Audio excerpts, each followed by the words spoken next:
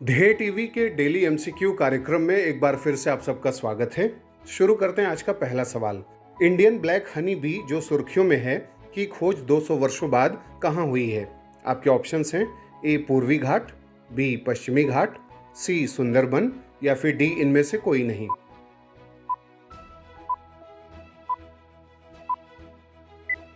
इसका उत्तर है बी यानी पश्चिमी घाट। व्याख्या देखते हैं।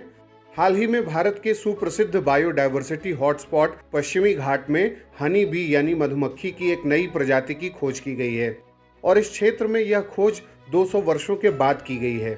यह मधुमक्खी प्रजाति पश्चिमी घाट की एंडेमिक है और इससे पहले इस प्रजाति के हनी बी की खोज 1798 में हुई थी।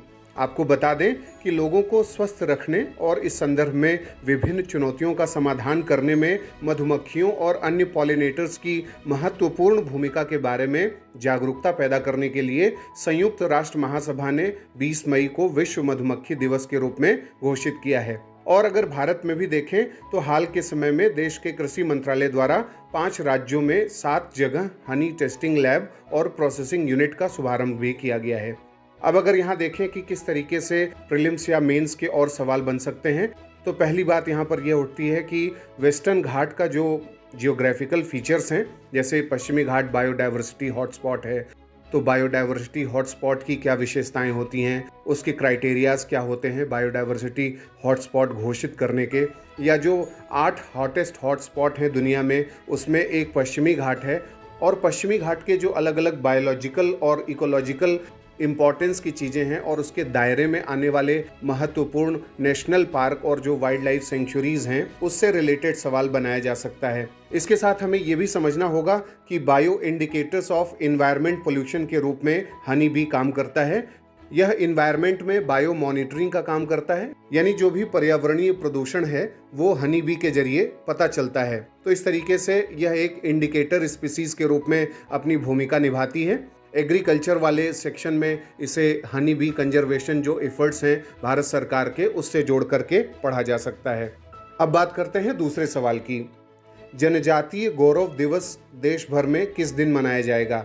आपके ऑप्शंस हैं ए 11 नवंबर, बी 15 नवंबर, सी 25 नवंबर या फिर डी 28 नवंबर।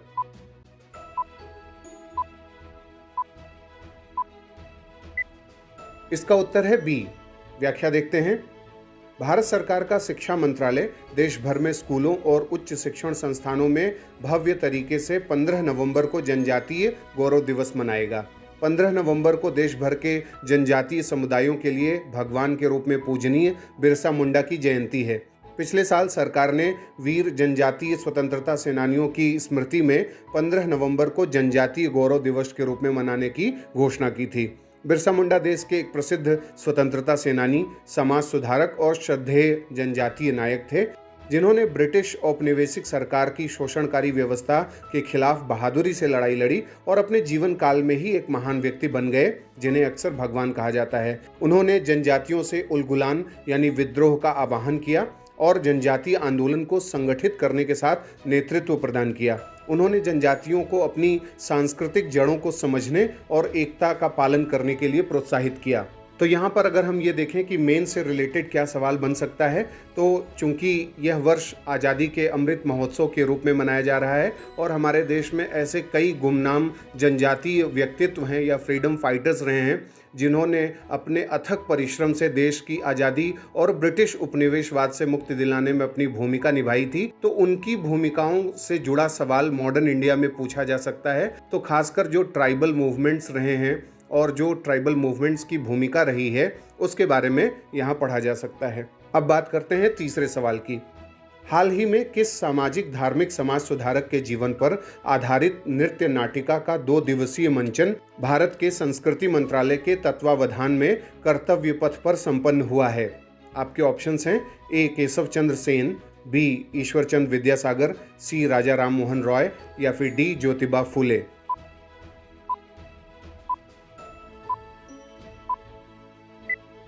इसका उत्तर है सी यानी राजा राम मोहन रॉय। अब देखते हैं इसकी व्याख्या। हाल ही में नारी सम्मान विषय वस्तु पर आधारित युग पुरुष राजा राम मोहन रॉय नामक नृत्य नाटिका का मंचन भारत सरकार के संस्कृति मंत्रालय के तत्वावधान में कर्तव्य पथ पर संपन्न हुआ है। यह कार्यक्रम राजा राम मोहन रॉय की 250वीं जयंती के वर्ष भर चलने वाले समारोह का भी भाग है।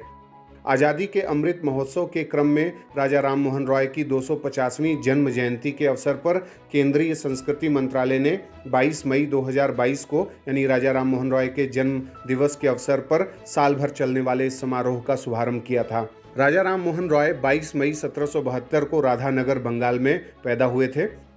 उन्होंने भारत के धार्मिक, सामाजिक और राजनीतिक सुधारों में उल्लेखनीय भूमिका निभाई थी।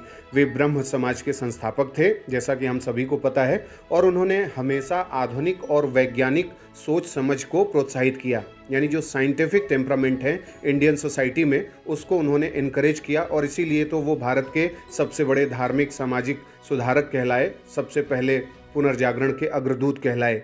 अगर हम मेंस की बात करें तो राजा राम मोहन रॉय की जो महत्वपूर्ण भूमिकाएं हैं, जो योगदान है, उस पर एक इंडिपेंडेंट सवाल मेंस में बनाया जा सकता है। जैसे नारी अधिकार के लिए पहली बार बात करने वाले ये स्वतंत्रता सेनानी या समाज सुधारक रहे, कृषि अधिकारों के लिए बात करने वाले पहले भारतीय, प्रेस की स्वतंत्रता की बात करने वाले पहले भारतीय थे।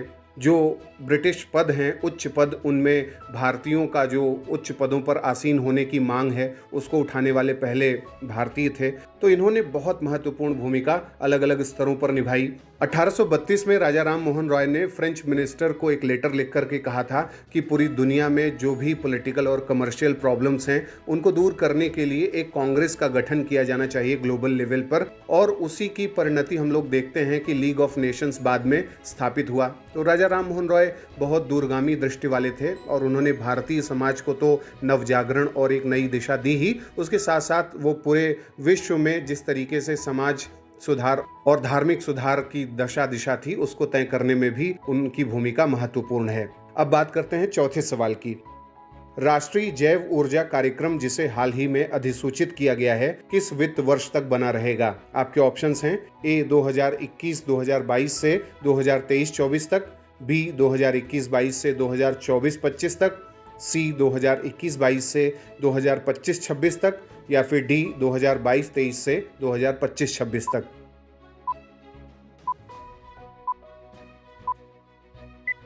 इसका उत्तर है सी।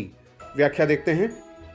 नवीन और नवीकरणीय ऊर्जा मंत्रालय ने वित्त वर्ष 2021-22 से 2025-26 की अवधि के लिए राष्ट्रीय जैव ऊर्जा कार्यक्रम को जारी रखा है और इस कार्यक्रम को 2 चरणों में लागू करने की सिफारिश की गई है।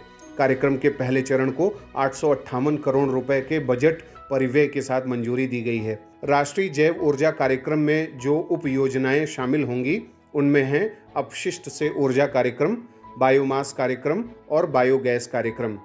तो यहाँ पर अगर हम मेंस की बात करें तो एक बहुत महत्वपूर्ण डायमेंशन ये उभर करके आता है कि इस समय पूरे भारत में और पूरे विश्व भर में भी जो नवीकरणीय ऊर्जा है, उसके उत्पादन पर जोर दिया जा रहा है और सोलर एनर्जी पर बहुत ज़्यादा फोकस है। इसके साथ साथ जितने भी फॉर्म्स हैं नवीकरणीय ऊर्जा के, उन सबको प्रमोट करने के लिए ग्लोबल लेवल पर जो भी इंटरनेशनल कोलैबोरेशंस हो रहे हैं, जैसे इंटरनेशनल सोलर अलायंस है या ग्लोबल ग्रीन ग्रिड है, तमाम ऐसी चीज़ें की जा रही हैं। ग्रीन हाइड्रोजन का विकास किया जा रहा है। इन सब चीज़ों को एक साथ लेकर के मेंस में हम अपने आंसर में कोट कर सकते हैं कि नवीकरणीय ऊर्जा के विकास के लिए अंतर्राष्ट्रीय स्तर पर साझेदारी यानी इंटरनेशनल पार्टनरशिप को बढ़ावा दिया जा रहा है। अब बात करते हैं आज के 5वें और अंतिम सवाल की। खान मंत्रालय के नवीनतम आंकड़ों के अनुसार देश के कितने जिलों में जिला खनिज फाउंडेशन का गठन हो गया है? आपके ऑप्शंस हैं ए 450, बी 553, सी 595 या फिर डी 622।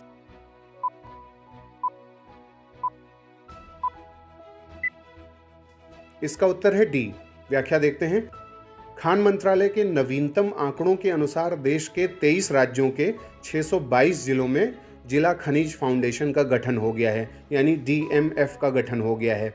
डीएमएफ की अवधारणा कैसे शुरू हुई थी, अगर उसकी बात करें तो खान और खनिज विकास और विनियमन MMDR अधिनियम 1957 में संशोधन के माध्यम से शुरू की गई थी। इस संशोधित अधिनियम में अन्य बातों के साथ साथ सेक्शन 9B भी शामिल किया गया था, जो सभी जिलों में गैर लाभकारी निकाय के रूप में एक ट्रस्ट DMF को स्थापित करने का प्रावधान करती है। अगर हम बात करें कि जिला खनिज फाउंडेशन का उद्देश्य क्या है, तो ये माइनिंग यानी खनन से संबंधित कार्यों से प्रभावित लोगों और क्षेत्रों के हितों और लाभ के लिए काम करता है। प्रधानमंत्री खनिज क्षेत्र कल्याण योजना को DMF के तहत एकत्रित धन के माध्यम से लागू किया जा रहा है। अगर हम मेंस की बात करें तो माइनिंग सेक्टर जो है, जो कई प्रकार के कुप्रबंधन का भी शिकार रहा है, उसमें किस तरीके से बेहतर एडमिनिस्ट्रेशन हो सकता है, माइनिंग सेक्टर का जो अलग अलग लोगों पर प्रभाव पड़ता है और जिस तरीके से इस क्षेत्र के हितधारकों के लाभ प्रभावित होते हैं, उनको सही दिशा देने के लिए ऐसे इंस्टीट्यूशनल मैकेनिज्म्स किए जाने जरूरी हैं। और देश भर में जब तक इनकी स्थापना नहीं हो जाती, अलग अलग जिलों में इनकी स्थापना नहीं हो जाती, तब तक किसी भी एक्ट में इस तरीके के जो प्रावधान किए गए हैं वो बहुत ज़्यादा फलदायी साबित नहीं हो सकते। तो ये था आज का हमारा डेली MCQ कार्यक्रम। आपके 5 में से कितने सवाल सही हुए, कितने गलत, आप हमें कमेंट बॉक्स में बताएं। अगले MCQ के साथ जल्दी हाजिर होंगे। इजाज़त दीजिए, नमस्कार।